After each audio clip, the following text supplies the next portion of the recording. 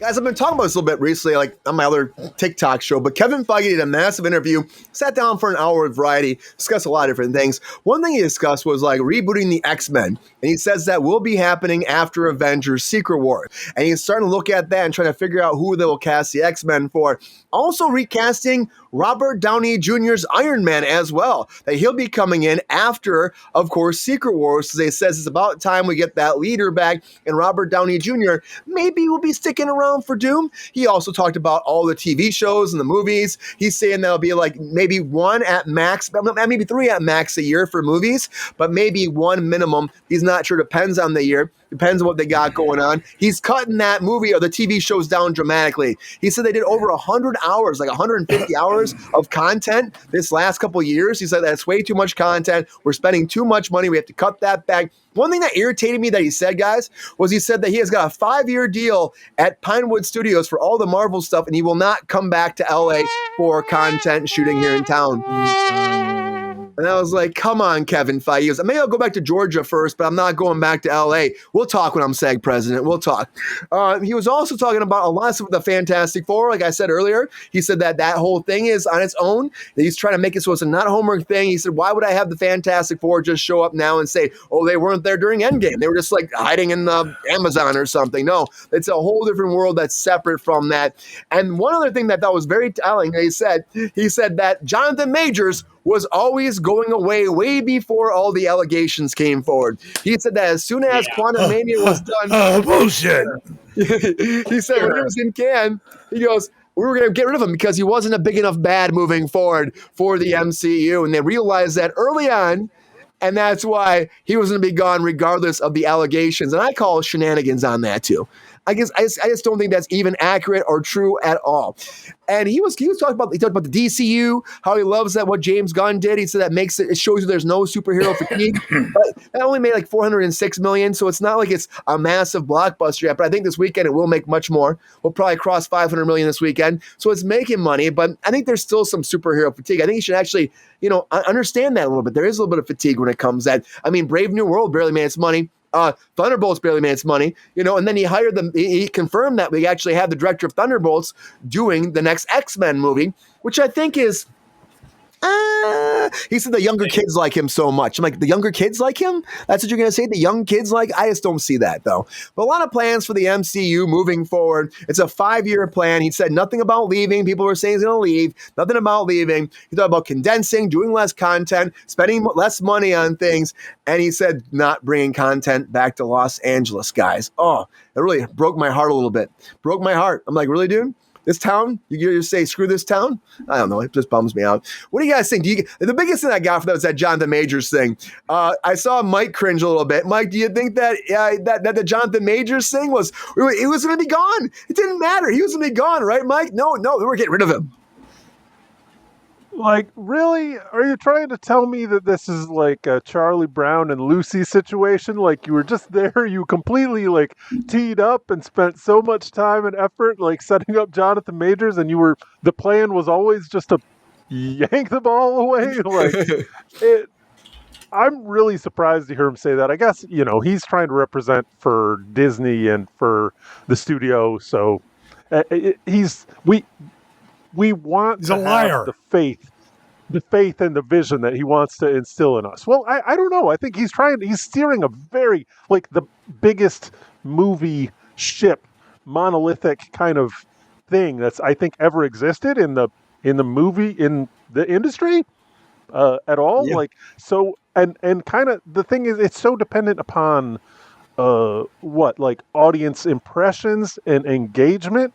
I almost don't begrudge him trying to set the story on that going forward. I feel like I'm defending lies, which is a shitty kind of situation to be in. But the thing is, it's just now in 2025 we're in such a feedback loop with the kind of creative establishment that I get why you would do that. It's kind of his responsibility to guide that as much as he can. So while I think it's our job to say that's bullshit, I think it might be his job to do what he's doing. We got to hit that shenanigan button every once in a while, Mike, and be like, no, I call shenanigans. But I just think that James, because honestly, Jonathan Majors, do you think that he had any idea that was going to be it? No, he didn't. They were holding off from firing him. They were like, we're waiting to find out what actually the court case says till we make a move on this. So I just think they're trying to retcon our reality right now. And that's what it is. Don't retcon my reality. Retcon enough in Marvel as it is. Don't mess with that, guys. That's some dirty eye penis right there. That's what that is. But what do you think too, Mike? Do you think the X-Men should be rebooted that way? What do you think? You think you're excited about the X-Men reboot happening? Dirty eye penis. Ask Mr. Fantastic. Yeah, man. I think in terms of successful comic book franchises, I would say that X-Men has the best hit ratio out of anybody. So, like, keep throwing spaghetti at the wall, because I think even when it hasn't been great, it's still been pretty good, and there's been plenty of great mixed in there. I actually didn't look into this very much. I'm eager to do this. But while I'm talking to you, let me recommend to everybody in the chat what the Variety article with Kevin Feige that you sent me, Brian. I don't know what the title of that is or whatever, but it's a really terrific article. It's a great. It is. There's he a lot that he really shares a lot. Yeah, he shares a lot in it. Yeah, it's hard to get anything that's not the PR schlock of it. It was kind of nice to read, refreshing, I'd say, and I feel like he's and even seeing him interact with James Gunn, I could tell that maybe he's thinking he needs to change a little bit about how he approaches this universe and how open or honest he is with fans. So it's cool. I hope it's a turning point. Do you think that he is going to turn this ship around a little bit? Because people have been saying he's going to walk away, but this doesn't seem like he was going to walk away anytime soon. It seems like he had a lot of ideas. X-Men's one of his first things he did. I'd be shocked if he walked away from that, right? Yeah, I think it'd be poetic if he left for X-Men or left after X-Men. I think X-Men should have been here 5-6 years beforehand. What really bothers me about the bullshit revisionist history about Jonathan Majors is you don't set him up, you don't make a big fanfare about hiring a guy like that. You don't show off the Council of Kangs to be like, yeah, Kang wasn't really going to be a huge thing. No. Ant-Man should have fucking died. That would have been a much more turning point where like the stakes are real here. Like one of the heroes can die. Like look at this shit. Like reinforce the idea that no one is safe. Then let Kang do his thing, but then Jonathan Majors did his thing, and here we are. Have to go back to Daddy Downey Jr. And he said he had talked to Robert Downey Jr. too in that article. He said, I was already talking to Robert Downey Jr. before Ant-Man even came out. And I was like, really? I don't like that. I really don't. Our reality. I hope it's not real. If things are, it's okay for things to end. It's okay for stories to kind of see characters through evolution, through conclusions. That's what comics have been doing. And yes, you have reboots. Yes, you have new generations of heroes coming and taking the mantle of the former, or finding the solace of a mentor and an older figure. Like that's what comics has done to some extent, and some levels of success and failure along the way. But like the fact that it's I really wish that we had gotten a place to allow some of these newer characters to grab a foothold, and still getting so shocked and scared by some failures and missteps to then just to drag back Chris Hemsworth back into this to be like, save me. It's disappointing. It's really disappointing. I mean, again, like even the shit that they're not going to do anything. You mentioned with the filming thing, like that's a huge disappointment as well. Yeah. It's just they're playing to their strengths. They're playing what's safe, what feels safe, what feels familiar. That's going to bring people to the movies, of course. But it's disappointing to people like me who want these things to have an ending and have a new generation show up and explore different characters, explore different storylines. It's disappointing. I saw a rumor that maybe you're going to have And we're going to talk about Andrew Garfield a little bit too, but there's the rumor that Andrew Garfield might be like an evil symbiote type Spider-Man in this one, because there's the whole Doctor Doom forming his own evil Avengers kind of. Yeah. I'm like, that could be fascinating, but that's also fine. again relying on the past. Yeah, it is. It's fan service. We talk about.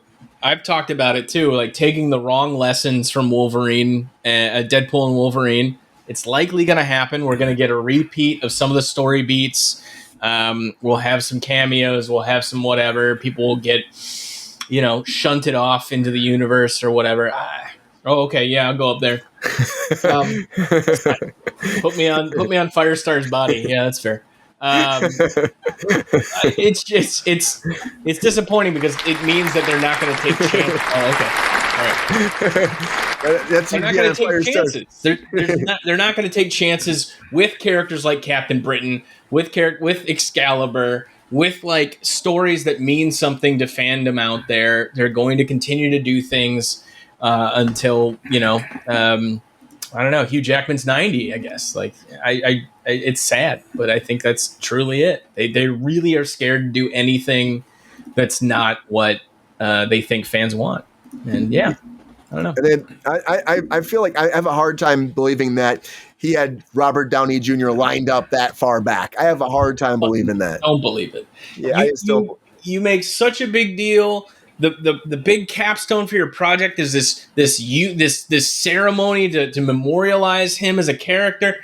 That's a send-off, man. Just let it be. Let it be done. Why be like, oh, we got to bring you back. Here's how we'll do it. It's just fucking weird. People want something like they know and they love. The GR it steals the thunder of any like actual changes going forward. Absolutely. Because you don't believe it as an audience. You don't believe it. Anything can come back. All it takes is like, it's bullshit to me that people are saying $380 million for Thunderbolts is a fucking failure. Mm-hmm. Are you fucking kidding me? It's like, calling it a failure. I hate that that's even in like the lexicon. That movie took chances. That did things differently. Like, it introduced a high concept character that wasn't like recognizable immediately. I love Bob. He was so good. So good. He played it very well. The Sentry, honestly, for as complicated as that character was, I thought they did a pretty decent job of introducing it. But like, again, it's a failure. $380 million, that's it. It's not making Superman money.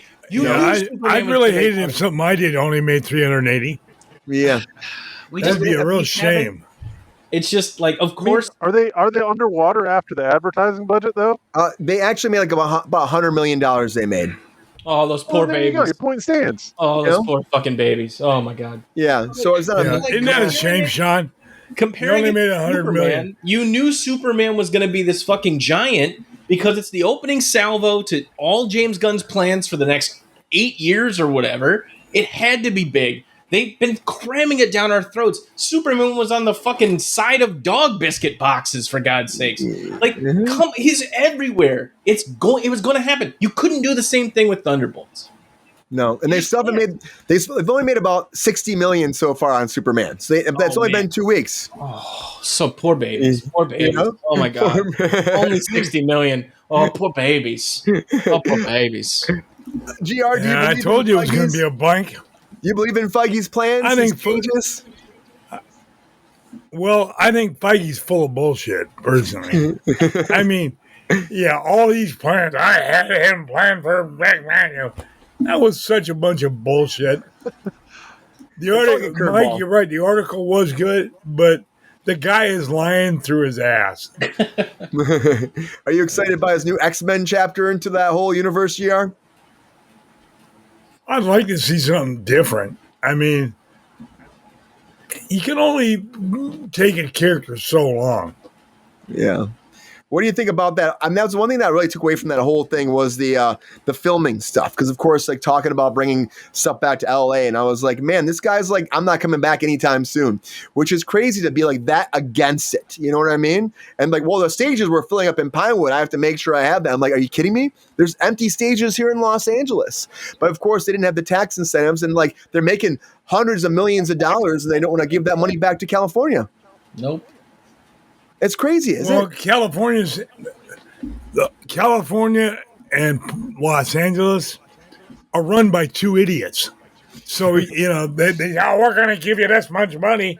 And then it takes 10 years to get it, and it never materializes. Yeah, I think the problem And is you wonder why people do. But I was saying nobody I'm actually sorry, Brian, go ahead. nobody even sorry I cut you off. Said nobody's actually trying to fighting for it though. Nobody was fighting it before either. And so when no one's fighting for it, then people leave, right?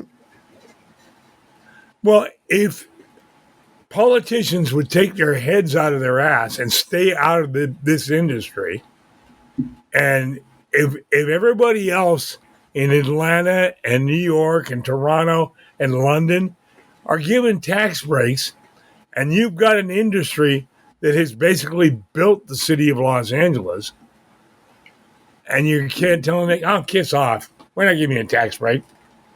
Yeah. That shows you how much they really care. And they pushed it, and all the legislation pushed it, and they waited, and they pushed it, and they waited. It took like almost a year since they announced it for actually to kick in. We do have like 44 productions coming back right now. That's what they're saying. But the problem is too is those guidelines, though, Sean. Those guidelines are there's only like so many days they actually have to shoot in Los Angeles to get the tax incentive. And so that's the little bit of like behind the scenes stuff that no one even knows about. Like it should be the mass amount of the production has to be here, but it's not that. So that's the problem. And that's where I worry about it actually not having as big influence. There's an article came out here in the trades today. I was actually yesterday, I think it was last night, where they said that we're still down in our second quarter. There's a lot less production here, still down again for a secondary time this whole year. So we'll see, guys. If I'm saying president, they're going to bet the fucking deal with Brian KRUSE, to tell you that. The deal with Brian KRUSE. Come on, Feige. Yeah. 1-on-1, Brian KRUSE versus Feige. Let's go. I'll bring the Pepestar. If we get Feige on cruise control, Brian, that's a coup. Yeah. Can we get Feige? I mean, I'm going to call him out. I'm going to say, come on, Feige, let's go. Live on cruise control, right, Pepestar? Shamon. That's what I'm saying, guys. We follow up Paul from Heavy Spoilers with fucking Kevin Feige. Hey, you never know. Never know, guys. Smells like some bullshit. Maybe he's a man of the people now. Pepe, calm down. It could happen, man. It could happen, Pepestar. Don't give me shit. Pepestar. Relax. Do you want a tissue? Fuck. All right, Pepe. Whatever, man. I don't know. There's a good article, guys. If you haven't read it, read the article. He doesn't go into a lot of this stuff. I just want to talk about a little bit because there's a lot of fascinating things where he's talking about the trajectory of the MCU, where it's going, and he actually had that open kind of conversation, like Sean was saying too. We don't really see the heads of the studios having these kind of conversations in the big trades, So I have hope. I still have hope that the MCU will turn things around, but someone's got to talk to that man about Los Angeles and try to change some things around. We'll see. Yo, player, if you enjoyed this video, please like and subscribe and hit the bell to be notified when we are live. And if you are able to join our Patreon, please join. Because the Pepestar needs more snickety snacks. Because I'm hungry. Holla back. Love y'all.